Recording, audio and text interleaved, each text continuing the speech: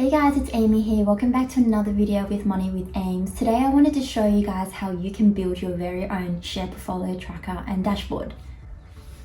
Now, one of the reasons why I love using Google Sheets to track my share portfolio is because I'm able to visually see where my portfolio allocation is at, how my portfolio is performing against what it's worth in the market right now, as well as if I'm invested into two different brokers, what's that allocation between the different brokers. Now, this is the final share portfolio tracker that we will be building today. Don't worry guys, I have provided a link below in the description for you to download and follow along the tutorial. As a disclaimer, everything that I will be showing in the share portfolio tracker is based on dummy data. None of it is my investments, none of it is financial advice. It's just me guiding you through how you can build your own share portfolio tracker from scratch and for you to follow along. Now, one of the things that I will mention is that following the tutorial from start to end will really allow you to understand how you can build your own share portfolio tracker. And even though I'm providing a template, with that template you can add more columns, you can add more charts, you can add more tables if you understand the fundamentals of how you can build your own. Now, without further ado, let's get straight into it. Now, we've got a blank piece of Google Sheets page here, and we've got some headers here already, but I'll be explaining to you what each thing means. So basically, when we open a blank piece of sheet, we'll have nothing, but the first thing that we will need to do is add in the headers in row 20, around here. And the first thing that we'll want to do is put in the broker. So the broker just means where is your money invested, which broker is it with. So for example, we can put in Perla here, and that's the broker that this investment is with. The next header is the ticker. The ticker is a unique abbreviation for an investment listed on the stock exchange, and this is unique because it's different for each investment in each company or each ETF. For example, say we'll put in ASX VAS, which is an ETF. Now, the next thing I want to do is I actually want to see the name of my investment, but I don't want to have to manually type this in for every single investment. There's actually an awesome formula in Google Sheets that you can use, and it's called GoogleFinance. And using GoogleFinance formula, we'll be able to grab the name automatically using the identifier, which is our ticker. So what you want to do is do equals GoogleFinance brackets. Now we want to use the ticker that we've put in because it's our unique identifier. And then we want to put the attribute, and the attribute is we want to find out what the name is. So put in name, close the bracket, ta-da! So now we've got the name here, which is awesome. We don't have to manually add the name in. If this investment changes, say for example, A200, this will automatically update based on the unique identifier, which is our ticker. Now let's expand this by double clicking the line here so it doesn't overflow to our next cell. Now, the next thing that we want to do is make sure we put what currency our investment is in. So for example, we'll say ours is in AUD because this is listed on the ASX, which is Australian Stock Exchange. Now, the next thing that we want to do is put in the market price per share for this investment here. And to do that, we can use the same GoogleFinance formula that we use for the name. So do GoogleFinance. And we want to pick our ticker, which is our unique identifier here. And our attribute, we want to know the price. So put in price, which will give us our market price. Ta-da! So this will automatically change again. These two will automatically change based on your unique identifier, which is your ticker. So if I go back here and I change this to VAS, it will change automatically for you. Now, the next thing we want to do is put in the average price paid per share. Now, this is going to be different for everyone, and it's not something that you can use GoogleFinance formula for because it will be different across all your investments. I might have gone into this investment at when it was $87, $85 at different points in time. But this is the average price you pay per share. So when you go on your broker apps, it will show you the average price, and you simply have to put that into this cell here. So let's just say on average, I paid about $80 and I bought about 20 shares. Now what I want to do here is actually make these two columns here into the currency that I want these to be. So for me, it's in Australian dollars. So I'm going to click dollars and it will turn these two columns into dollar signs. Great. So now that we have the market price and we've got the average price that we pay per share and how many shares we have, this information becomes very powerful because what we can do with this is actually work out how much money we've invested. Now, in order to work out how much money we've invested, we have to multiply the average price paid per share by the number of shares that we have. So we'll do this. So equals average price paid per share times number of shares, which will give us 1,600. The next thing I want to do is actually work out how much my money is worth in the market right now. And to do that, we will need market price per share times how many shares we have, which will give us 1.8k. Now, the next thing that we want to do is work out our unrealized return. So what that just means is on paper, have I made a loss or have I made a profit? And to do that, we want to go equals market value minus how much money we've invested. So the initial investment. So market value minus how much money we've invested, which will give us 215, which is a positive, which means we've made money. Yay! Now the next thing we want to do is turn this number here into a percentage. And by turning it into a percentage, it allows me to understand relatively how much return I've made based on my money that I've invested. So equals unrealized returns over the money I've invested. So it's telling me it's 13%. We'll turn this into percentage by clicking percentage up here, format as percent, and it's 13%.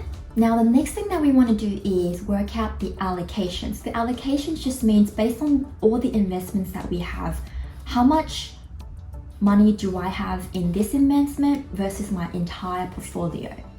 And because we only have one right now, it's 100%, but we'll add a few more dummy data examples here so we can start doing the allocation column. Now that we've walked through one example together, I want to put in a few more dummy data investments in here as an example so we can start filling in the allocation column as well as creating the charts. Now I will be fast forwarding the next 30 seconds or so just to put in all the examples in quickly. However, I will pause where I need to go explain something to you guys. Alrighty, so now we're at the GoogleFinance formula again, and I don't want to type this formula every single time for the name based on the unique identifier. So what you can do here is drag the formula down like this. Ta-da! And it will automatically give you the formula again based on this unique identifier / ticker. And you can do this for all the other formulas along the way as well.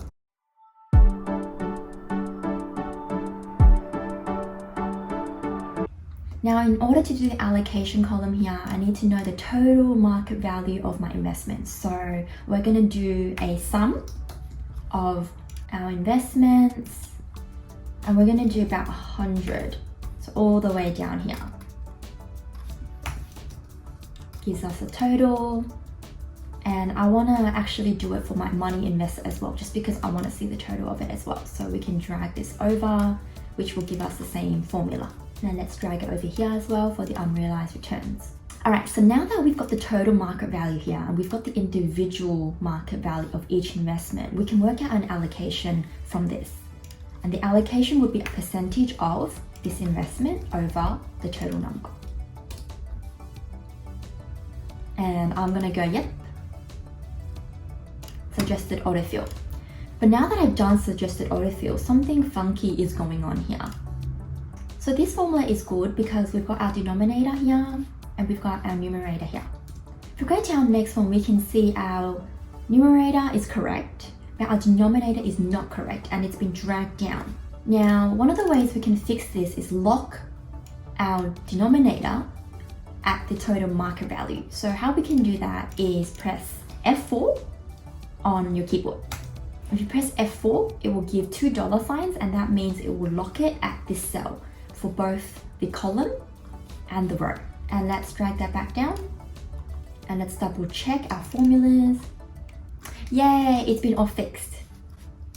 So now what I want to do is turn this into a percentage. And what I want to do is copy this formula So I can add up all these and it should total 100. So Command C on a MacBook or Control C on Windows. So copy, paste. Ta-da! So it adds up to 100, which is awesome. Now the next thing I want to do is have a share portfolio summary table on the left-hand side and then my charts on the right-hand side. So what we're going to do is build the table on the left-hand side like this little table here. So what we're going to do here is do equal sign, and my cost value of investments is my total number here, money invested. And then my market value of investments is my total here. And my unrealized returns is my number here. And my average unrealized return is actually an average of everything here. So what you want to do is type in average,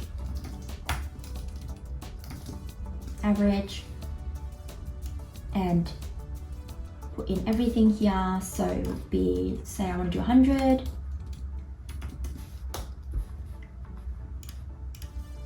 Awesome, so now this gives us an average unrealized return of about 2% based on the unrealized return we have for each investment here. Alright, so now that we set up two of our tables, so our share portfolio summary table here and our other table here, what we want to do is clean up the look of it. So what we want to do is remove all these grid lines here, and to do that we want to go to open, show, click grid lines here, and it will hide it for you. The next thing we're going to do is bold this entire row here and bold everything on this side here as well, because I want this to stand out. I'm also going to bold here as well because I want this section to stand out. And I'm going to move this to the left hand side. So the next thing I want to do is apply some formatting and some colors to my table here, because right now it's hard to see line by line which investment is what and how much money I have in each investment. So what I want to do is highlight this entire table. Let's go down to about 100. You can do more if you want, but we'll do 100. Then what I want to do is go in format, go into alternating colors, and ta-da! So basically what alternating colors will do for you is apply a color to the table that you selected, and you can pick any color, you can customize the color, but for now we're going to go with this style. So we'll press OK. Now that we've done that, it's so much cleaner. I can tell line by line which investment is what, and it just looks so much more appealing. What we're going to do is we can do the same thing for this table. So we're going to highlight it, format, alternating colors, and pick the same color scheme. There we go. Now that we've created our tables, we've put some formatting in, we know the type of data that we want to see, we're going to be creating our first chart. Now the first chart that we'll be creating is the portfolio allocation chart. And how we're going to be doing that is selecting the ticker, which is our unique identifier, all the way to 100, and we're going to go up. We're going to hold using Command or Control and selecting allocation, because that's the column that we want to use to generate our chart. Now that we selected these two columns, want to go insert chart, and Google Sheets will automatically give you the default chart that it thinks is appropriate. But for what we want, we actually want a pie chart because we want to see our allocation for each investment. So what we want to do is go to chart type, go to pie, and then our label is actually our ticker, which is our unique identifier. Now what you can see is there are some duplicates here because we've got the same investments across different brokers. What we can do is actually add these two together. So click aggregate and it will add it together for you.